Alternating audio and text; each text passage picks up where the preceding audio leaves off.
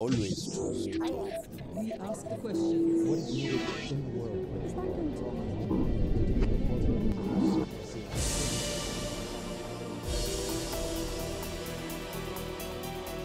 Služio je kao specijalni pomoćnik predsjedniku Baracku Obami i bio šef Odjela za Evropu pri Vijeću za nacionalnu sigurnost. Prethodno je obnašao istu dužnost u prvoj administraciji Billa Clintona. Sada je profesor međunarodnih odnosa na Univerzitetu Georgetown i utjecajan član Vijeća za vanjske odnose. Smatra se glavnim stručnjakom za transatlantske odnose, evropsku sigurnost i NATO savez. O trenutnoj sigurnosno-političkoj situaciji u Bosni i Hercegovini, odnosu Sjedinjenih Američkih Država prema Zapadnom Balkanu, ruskim i kineskim interesima, za Al Jazeera govori Charles Kupchan. Professor Charles Kupchan, hello and welcome to the Al Jazeera Balkans channel. And thank you so much for taking the time to speak to us. Now, Milorad Dodik, the Serb member of Bosnia's tripartite presidency, has over the past 15 years threatened numerous times to break up Bosnia and Herzegovina.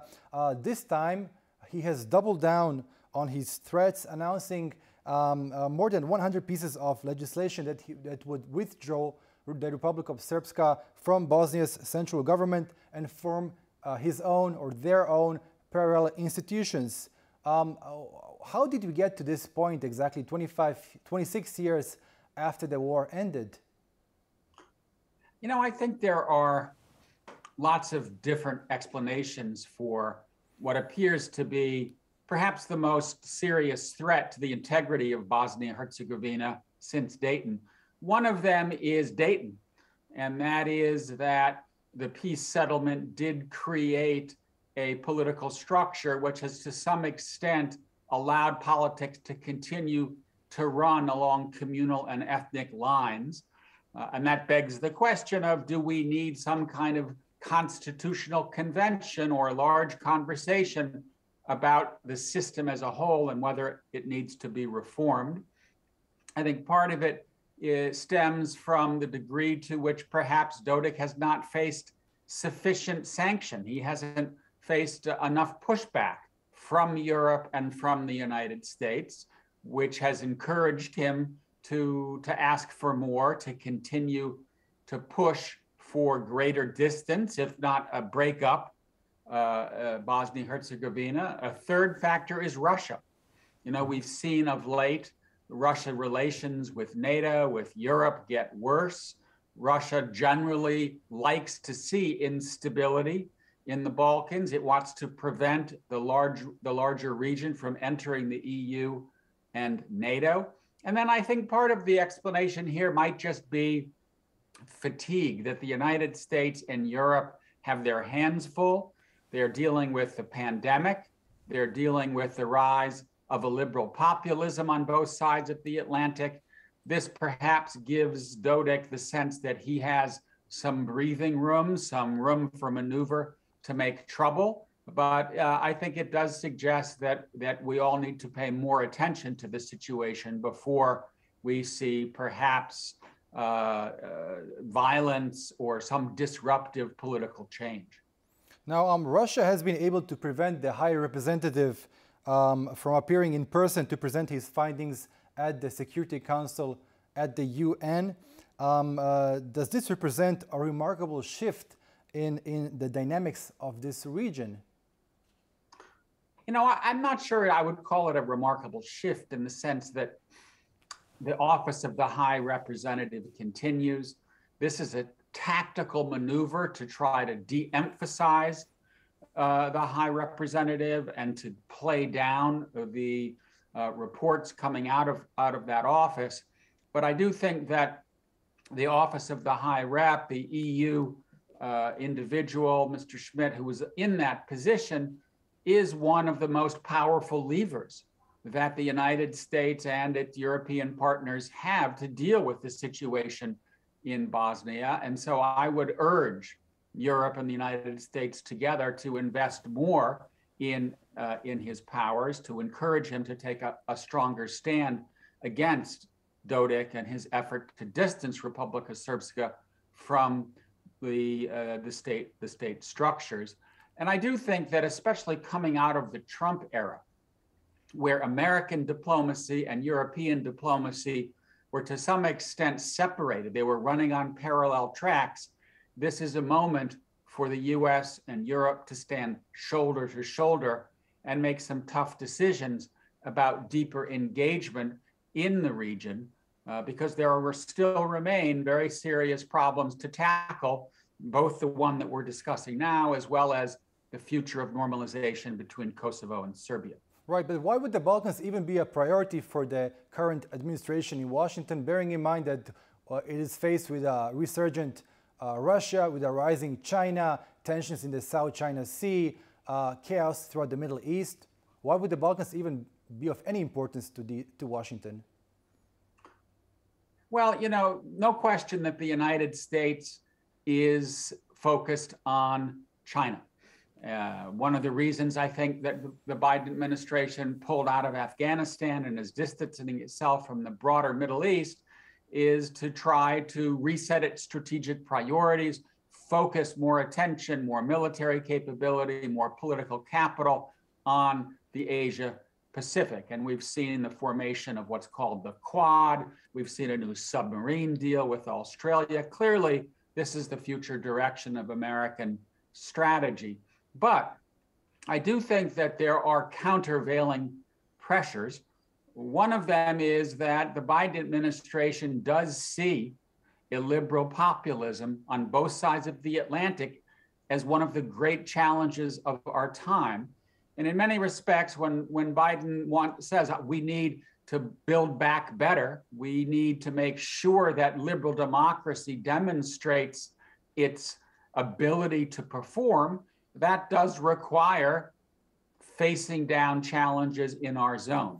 And I think that includes Dodik's challenge to integrity in Bosnia-Herzegovina. It includes taking a stronger stance against Poland and Hungary, where we've seen illiberal governments take root. This is a moment in history in which we don't know which way the pendulum is going to swing.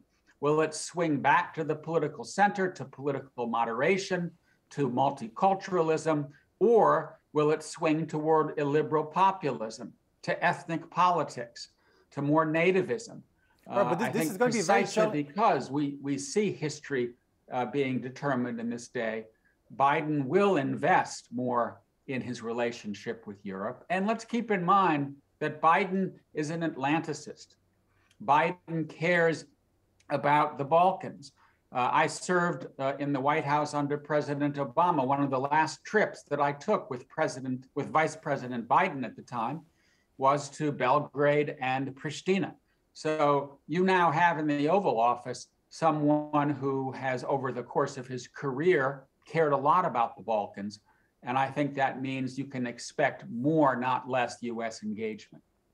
Right. But how challenging is it going to be to tackle illiberal democracies, bearing in mind that you have NATO and EU member states such as Hungary, Poland, Slovenia, Slovakia, and the Czech Republic that are clearly leaning towards the right and creating illiberal democracies?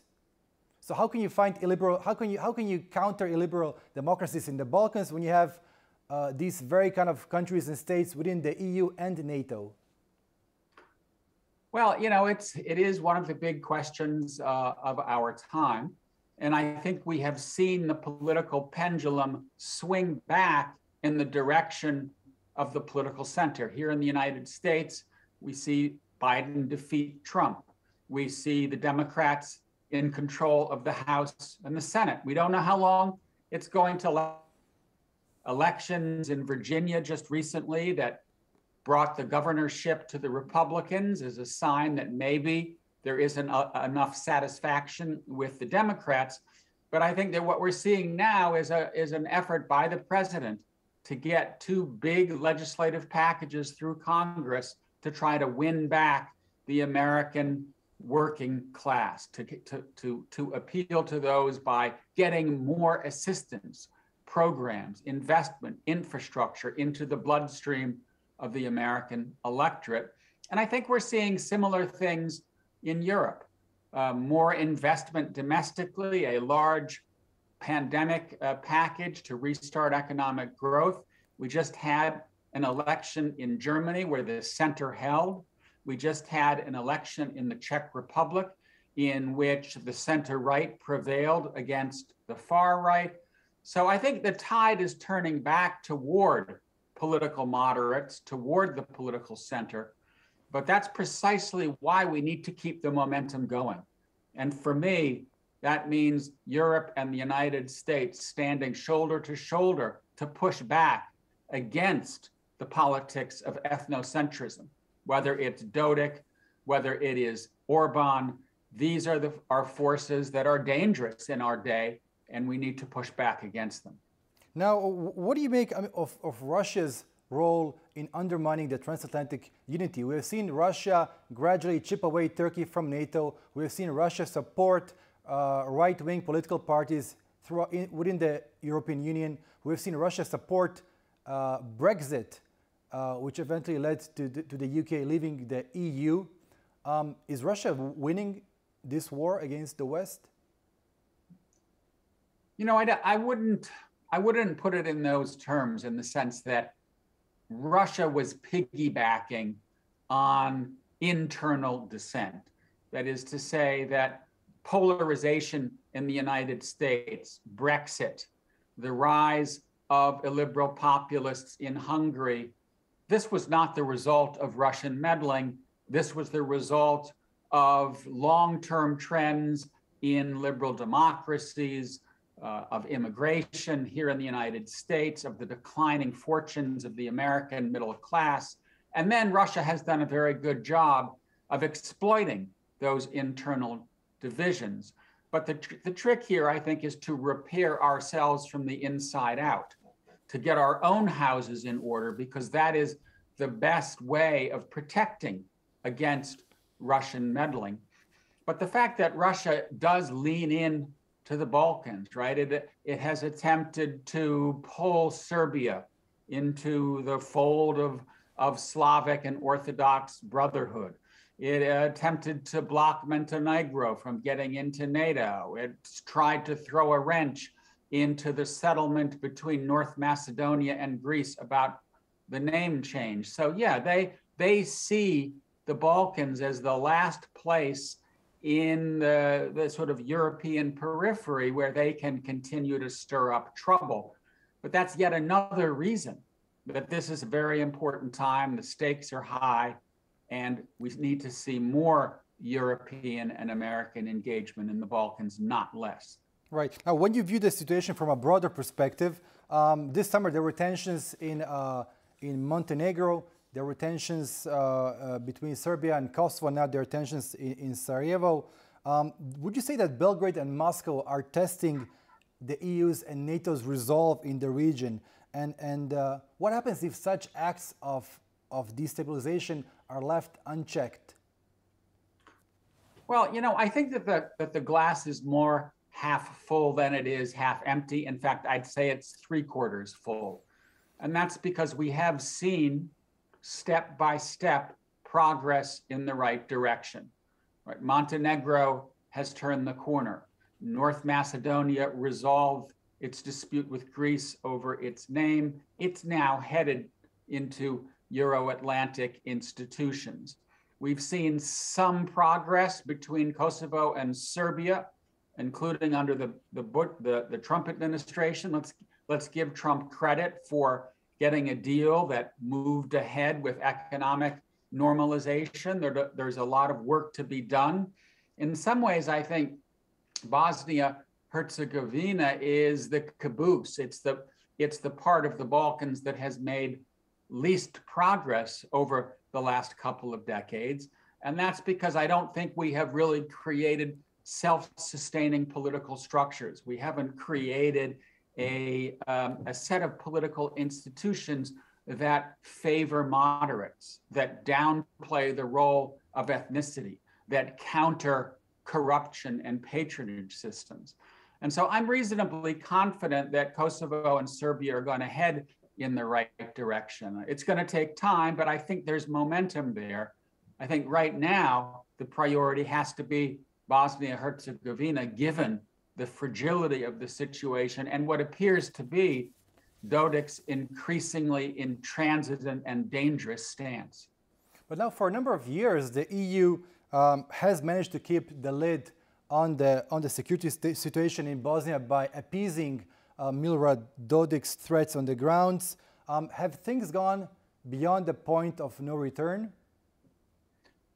You know, I don't think that they have gone beyond the point of no return in the sense that, you know, the Balkans is still part of Europe. It is Europe's backyard, if you will. Much of the former Yugoslavia has already integrated into the EU or NATO or both.